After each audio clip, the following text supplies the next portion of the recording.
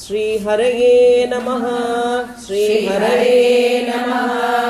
श्रीहरये नमः। अहं त्वां भक्षयिष्यामि प्रविशेदं ममाननम् अहं त्वां भक्षयिष्यामि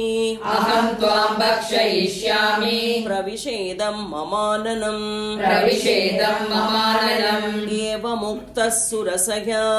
एवमुक्तः सुरसया प्राञ्जलिर्वानरर्षभः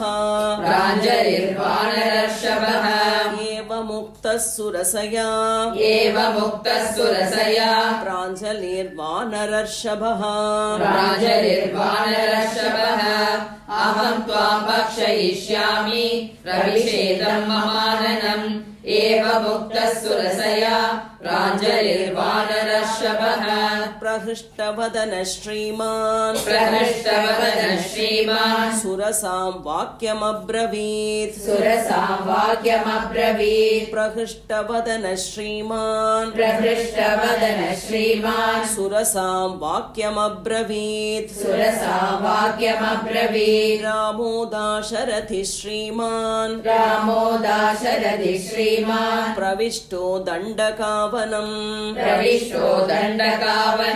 रामो दाशरथि श्रीमान् प्रविष्टो दण्डकावनम् प्रहृष्टवदन श्रीमान् सुरसां वाक्यमब्रवीत् रामो दाशरथि श्रीमान् प्रविष्टो दण्डकावनम् लक्ष्मणेन सह भ्रात्रा वैदेह्या चापि भार्यया लक्ष्मणेन सह भ्रात्रा वैदेह्या चापि भार्यया अन्यकार्यविषक्तस्य बद्धवैरस्य राक्षसैः अन्यकार्यविषक्तस्य बद्धवैरस्य राक्षसैः लक्ष्मणेन सह भ्रात्रा वैदेह्या चापि भार्यया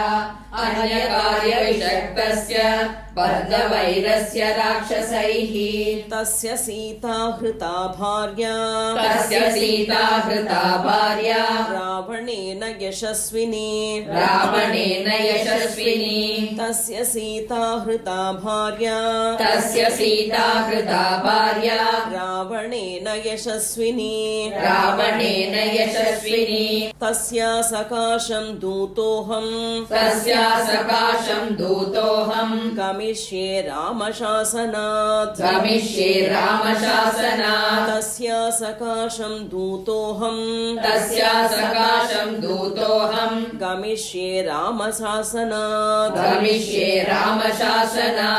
तस्य सीता हृता भार्या रावणेन यशस्विनी तस्या सकाशं दूतोऽहम् गमिष्ये रामशासनात् कर्तुमर्हसि रामस्य साख्यं विषयवासिनी कर्तुमर्हसि रामस्य साख्यं विषयवासिनी अथवा मैथिलीं दृष्ट्वा रामं चाक्लिष्टकारिणम् अथवा मैथिलीं दृष्ट्वा रामं चाक्लिष्टकारिणम् कर्तुमर्हसि रामस्य साध्यं विषयवासिनी अथवा मैथिलीं दृष्ट्वा रामं चाक्लिष्टकारिणम् आगमिष्यामि ते वक्त्रम् आगमिष्यामि ते वक्त्रम् सत्यं प्रतिशृणोमि ते सत्यम् प्रतिशृणोमि ते आगमिष्यामि ते वक्त्रम् आगमिष्यामि ते वक्त्रम् सत्यं प्रतिशृणोमि ते सत्यम् प्रतिशृणोमि ते एवमुक्ता हनुमता एवमुक्ता हनुमता सुरसा कामरूपिणी सुरसा कामरूपिणी एवमुक्ता हनुमता एवमुक्ता हनुमता सुरसा कामरूपिणी सुरसा कामरूपिणी आगमिष्यामि ते वक्त्रम् सत्यम् प्रतिशृणोमि ते एवमुक्ता हनुमता सुरसा कामरूपिणी अब्रवीनातिवर्त्मे माम् अब्रवीणातिवर्ते माम् कश्चिदेष वरो मम कश्चिदेशवरो मम अब्रवीनातिवर्तेन्माम् अब्रवीणातिवर्तेन्माम् कश्चिदेष वरो मम कश्चिदेशवरो मम तं प्रयान्तं समुद्वीक्ष्य तम् प्रयान्तम् समुद्वीक्ष्य सुरसा वाक्यमब्रवीत् सुरसा वाक्यमब्रवीत् तं प्रयान्तं समुद्वीक्ष्य तम् प्रयान्तम् समुद्वीक्ष्य सुरसा वाक्यमब्रवीत् सुरसा वाक्यमब्रवीत् अब्रवीणातिवर्तेन्माम् कश्चिदेशवरो मम तम् प्रयान्तम् समुद्वीक्ष्य सुरसा वाक्यमब्रवीत् बलं जिज्ञासमाना वै बलम् जिज्ञासमाना वै नागमाता हनुमतः नागमाता हनुमतः बलं जिज्ञासमाना वै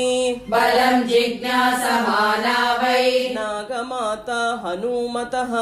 नागमाता हनुमतः प्रविश्य वदनं मेद्य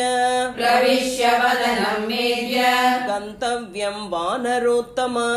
गन्तव्यम् वानरोत्तम प्रविश्य वदनं मेद्य प्रविश्य वदनम् मेद्य गन्तव्यं वानरोत्तम गन्तव्यम् वानरोत्तम बलम् जिज्ञासमाना वै नागमाता हनुमतः प्रविश्य वदनम् मेद्य गन्तव्यम् वानरोत्तम वर एष पुरा दत्तो वर एष पुरा दत्तो मम धात्रेति सत्वरा मम दात्रेति सत्वरा वर एष पुरा दत्तो वर एष पुरा दत्तो मम धात्रेति सत्वरा मम दात्रेति सत्वरा व्याधाय वक्त्रं विपुलम् व्याधाय वक्त्रम् विपुलम् स्थिता सा मारुतेः पुरः स्थिता सा मारुते पुरः व्याधाय वक्त्रं विपुलम् व्याधाय वक्त्रम् विपुलम् स्थिता सा मारुतेः पुरः स्थिता सा मारुते पुरः वर एष पुरा दत्तो मम दात्रेति सत्वरा व्याधाय वक्त्रम् विपुलम् स्थिता सा मारुते पुरः एवमुक्तः सुरसया एवमुक्तः सुरसया क्रुद्धो वानरपुङ्गवः क्रुद्धो वानरपुङ्गवः एवमुक्तः सुरसया एवमुक्तः सुरसया क्रुद्धो वानरपुङ्गवः क्रुद्धो वानरपुङ्गवः अब्रवीत् कुरु वै वक्त्रम् अब्रवीत् कुरु वै वक्त्रम् येन मां विषहिष्यसे येन माम् विषहिष्यसे अब्रवीत् कुरु वै वक्त्रम् अब्रवीत् कुरु वै वक्त्रम् येन मां विषहिष्यसे येन माम् विषहिष्यसे एवमुक्तः सुरसया क्रुद्धो वानरपुङ्गवः अब्रवीत् कुरु वै वक्त्रम् येन माम् विषहिष्यसे इत्युक्त्वा सुरसां क्रुद्धो इत्युक्त्वा सुरसाम् क्रुद्धो दशयोजनमायताम् दशयोजनमायताम् इत्युक्त्वा सुरसां क्रुद्धो इत्युक्त्वा सुरसां क्रुद्धो दशयोजनमायताम् दशयोजनमायताम् दशयोजनविस्तारो दशयोजनविस्तारो बभूव हनुमांस्तदा बभूव हनुमांस्तदा दशयोजनविस्तारो दशयोजनविस्तारो बभूव हनुमांस्तदा बभूव हनुमांस्तदा इत्युक्त्वा सुरसां क्रुद्धो दशयोजनमायताम् दशयोजनविस्तारो बभूव हनुमांस्तदा तं दृष्ट्वा मेघसङ्काशम्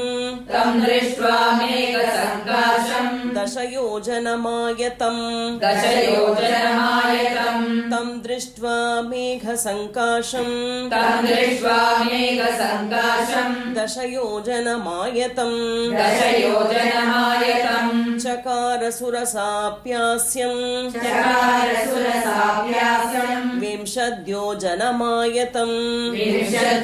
विंशद्योजनमायतम् चकार सुरसाप्यास्यम् चकार सुरसाप्यास्यम् विंशद्योजनमायतम् विंशद्योजनमायतम् तं दृष्ट्वा मेघसङ्काशम् दशयोजनमायतम् चकार सुरसाप्यास्यम् विंशद्योजनमायतम् तद्दृष्ट्वा व्यादितं चास्यम् तद्दृष्ट्वा व्यादितं चास्यम् वायुपुत्रः सुबुद्धिमान् वायुपुत्रः सुबुद्धिमान् तद्दृष्ट्वा व्यादितं चास्यम् तद्दृष्ट्वा व्यादितं चास्यम् वायुपुत्रः सुबुद्धिमान् वायुपुत्रः सुबुद्धिमान् दीर्घजिह्वं सुरसया दीर्घजिह्वं सुरसया सुघोरं नरकोपमम् सुघोरं नरकोपमम् दीर्घजिह्वं सुरसया दीर्घजिह्वं सुरसया सुघोरं नरकोपमम् सुघोरं नरकोपमम् तद्दृष्ट्वा व्यादितं चास्यम् वायुपुत्रः सुबुद्धिमान् दीर्घजिह्वं सुरसया सुघोरं नरकोपमम् ससंक्षिप्यात्मनः कायम् ससंक्षिप्यात्मनः कायम् जीमूत इव मारुतिः जीमूत इव मारुतिः ससंक्षिप्यात्मनः कायम् ससंक्षिप्यात्मनः कायम् जीमूत इव मारुतिः जीमूत इव मारुतिः तस्मिन् मुहूर्ते हनुमान् तस्मिन् मुहूर्ते हनुमान् बभूवाङ्गुष्टमात्रकः बभूवाङ्गुष्टमात्रकः तस्मिन् मुहूर्ते हनुमान् तस्मिन् मुहूर्ते हनुमान् बभूवाङ्गुष्टमात्रकः बभूवाङ्गुष्टमात्रकः ससंक्षिप्यात्मनः कायम् जीमूत इव मारुतिः तस्मिन् मुहूर्ते हनुमान् बभूवाङ्गुष्टमात्रकः सोऽभिपत्याशु तद्वक्त्रम् सोऽभिपत्याशु तद्वक्त्रम् निष्पत्य च महाजवः निष्पत्य च महाजवः सोऽभिपत्याशु तद्वक्त्रम् सोऽभिपत्याशु तद्वक्त्रम् निष्पत्य च महाजवः निष्पत्य च महाजवः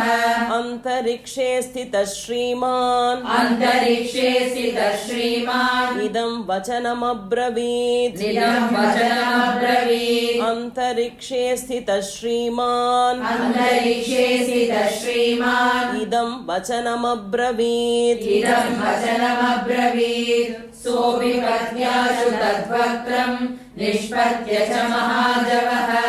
अन्तरिक्षे स्थितः श्रीमान् इदं वचनमब्रवीत् प्रविष्टोऽस्मि हि ते वक्त्रम् प्रविष्टोऽस्मि हि ते वक्त्रम् दाक्षायणि नमोऽस्तु ते दाक्षायणि नमोऽस्तु ते प्रविष्टोऽस्मि हि ते वक्त्रम् प्रविष्टोऽस्मि हि ते वक्त्रम् दाक्षायणि नमोऽस्तु ते दाक्षायणि नमोऽस्तु ते गमिष्ये यत्र वैदेही गमिष्ये यत्र वैदेही सत्यश्चासीद्वरस्तव सत्यश्चासीद्वरस्तव गमिष्ये यत्र वैदेही गमिष्ये यत्र वैदेही सत्यश्चासीद्वरस्तव सत्यश्चासीद्वरस्तव प्रविष्टोऽस्मि ते वक्त्रम् दाक्षायणि नमोऽस्तु ते गमिष्ये यत्र वैदेही सत्यश्चासीद्वरस्तव तं दृष्ट्वा वदनान्मुक्तम् तं दृष्ट्वा वदनान्मुक्तम् चन्द्रं राहुमुखादिव चन्द्रम् राहुमुखादिव तं दृष्ट्वा वदनान्मुक्तम् तं दृष्ट्वा वदनान्मुक्तम् चन्द्रं राहुमुखादिव चन्द्रम् राहुमुखादिव अब्रवीत् सुरसा देवी अब्रवीत् सुरसा देवी स्वेन रूपेण वानरम् स्वेन रूपेण वानरम् अब्रवीत् सुरसा देवी अब्रवीत् सुरसा देवी स्वेन रूपेण वानरम् स्वेन रूपेण वानरम् तं दृष्ट्वा वदनान्मुक्तम् चन्द्रम् राहुमुखादिव अब्रवीत् सुरसा देवी स्वेन रूपेण वानरम् अर्थसिद्ध्यै हरिश्रेष्ठ अर्थसिद्धे हरिश्रेष्ठ गच्छ सौम्य यथा सुखम् गच्छ सौम्य यथा सुखम् अर्थसिद्ध्यै हरिश्रेष्ठ अर्थसिद्धे हरिश्रेष्ठ गच्छ सौम्य यथा सुखम् गच्छ सौम्य यथा सुखम् समानयस्व वैदेहीं समानयस्व वैदेहीं राघवेण महात्मना राघवेण महात्मना समानयस्व वैदेहीं समानयस्व वैदेहीं राघवेण महात्मना राघवेण महात्मना अर्थसिद्धै हरिश्रेष्ठ गच्छ सौम्य यथा सुखम् समानयस्व वैदेहीं राघवेण महात्मना तत्तृतीयं हनुमतो तत्तृतीयम् हनुमतो दृष्ट्वा कर्मसु दुष्करम् दृष्ट्वा कर्मसु दुष्करम् तत्तृतीयं हनुमतो तत्तृतीयम् हनुमतो दृष्ट्वा कर्मसु दुष्करम् दृष्ट्वा कर्मसु दुष्करम् साधु साध्विति भूतानि साधु साध्विति भूतानि प्रशशंसुस्तदा हरिम् प्रशशंसुस्तदा हरिम् साधु साध्विति भूतानि साधु साध्विति भूतानि प्रशशंसुस्तदा हरिम् प्रशशंसुस्तदा हरिम् तत्तृतीयम् हनुमतो दृष्ट्वा कर्मसु दुष्करम् साधु साध्विति भूतानि प्रशशंसुस्तदा हरिम् जगामाकाशमाविश्य जगामाकाशमाविश्य वेगेन गरुडोपमः वेगेन गरुडोपमः जगामाकाशमाविश्य जगामाकाशमाविश्य वेगेन गरुडोपमः वेगेन गरुडोपमः सेविते वारिधाराभिः सेविते वारिधाराभिः पतगैश्च निषेविते पदकैश्च निषेविते सेविते वारिधाराभिः सेविते वारिधाराभिः पतगैश्च निषेविते पदकैश्च निषेविते जगामाकाशमाविश्य वेगेन गरुडोपमः सेविते वारिधाराभिः पदकैश्च निषेविते चरिते कैशिकाचार्यैः चरिते कैशिकाचार्यैः ऐरावत निषेविते ऐरावत निषेविते चरिते कैशिकाचार्यैः चरिते कैशिकाचार्यैः ऐरावत निषेविते ऐरावत निषेविते सिंहकुञ्जर शार्दूल सिंहकुञ्जर शार्दूल पतगोरगवाहनैः पतघोरगवाहनैः सिंहकुञ्जर शार्दूल सिंहकुञ्जर शार्दूल पतगोरगवाहनैः पतघोरगवाहनैः चरिते कैशिकाचार्यैः ऐरावत निषेविते सिंहकुञ्जरशार्दूल पथघोरगवाहनैः विमानैः सम्पतद्भिश्च विमानैः सम्पदद्भिश्च विमलैः समलङ्कृते विमलैः समलङ्कृते विमानैः सम्पतद्भिश्च विमानैः सम्पदद्भिश्च विमलैः समलङ्कृते विमलैः समलङ्कृते वज्राशनि समाघातैः वज्राशनि समाघातैः पावकैरुपशोभिते पावकैरुपशोभिते वज्राशनि समाघातैः वज्राशनि समाघातैः पावकैरुपशोभिते पावकैरुपशोभिते विमानैः सम्पतद्भिश्च विमलैः समलङ्कृते वज्राशनि समाघातैः पावकैरुपशोभिते कृतपुण्यैर्महाभागैः कृतपुण्यैर्महाभागैः स्वर्गजिद्भिरलङ्कृते स्वर्गजिद्विरलङ्कृते कृतपुण्यैर्महाभागैः कृतपुण्यैर्महाभागैः स्वर्गजिद्भिरलङ्कृते स्वर्गजिद्विरलङ्कृते वहता हव्यमत्यर्थम् वहदाहव्यमत्यर्थम् सेविते चित्रभानुना सेविते चित्रभानुना वहता हव्यमत्यर्थम् वहदाहव्यमत्यर्थम् सेविते चित्रभानुना सेविते चित्रभानुना कृतपुण्यैर्महाभागैः स्वर्गजिद्विरलङ्कृते वहदाहव्यमत्यर्थम् सेविते चित्रभानुना ग्रहनक्षत्रचन्द्रार्क ग्रहनक्षत्रचन्द्रार्क तारागणविभूषिते तारागणविभूषिते ग्रहनक्षत्रचन्द्रार्क ग्रहनक्षत्रचन्द्रार्क तारागणविभूषिते तारागणविभूषिते महर्षिगणगन्धर्व महर्षिगणगन्धर्व नागयक्षसमाकुले नागयक्षसमाकुले महर्षिगणगन्धर्व महर्षिगणगन्धर्व नागयक्षसमाकुले नागयक्षसमाकुले ग्रहनक्षत्रचन्द्रार्क तारागणविभूषिते महर्षिगणगन्धर्व नागयक्षसमाकुले विविक्ते विमले विश्वे विविक्ते विमले विश्वे विश्वावसुनिषेविते विश्वावसुनिषेविते विविक्ते विमले विश्वे विविक्ते विमले विश्वे विश्वावसुनिषेविते विश्वावसुनिषेविते देवराजगजाक्रान्ते देवराजगजाक्रान्ते चन्द्रसूर्यपथे शिवे चन्द्रसूर्यपते शिवे देवराजगजाक्रान्ते देवराजगजाक्रान्ते चन्द्रसूर्यपथे शिवे चन्द्रसूर्यपते शिवे विविक्ते विमले विश्वे विश्वावसुनिषेविते देवराजगजाक्रान्ते चन्द्रसूर्यपते शिवे विताने जीवलोकस्य विधाने जीवलोकस्य वितते ब्रह्मनिर्मिते वितते ब्रह्मनिर्मिते विताने जीवलोकस्य विताने जीवलोकस्य वितते ब्रह्मनिर्मिते वितते ब्रह्मनिर्मिते बहुशः सेविते वीरैः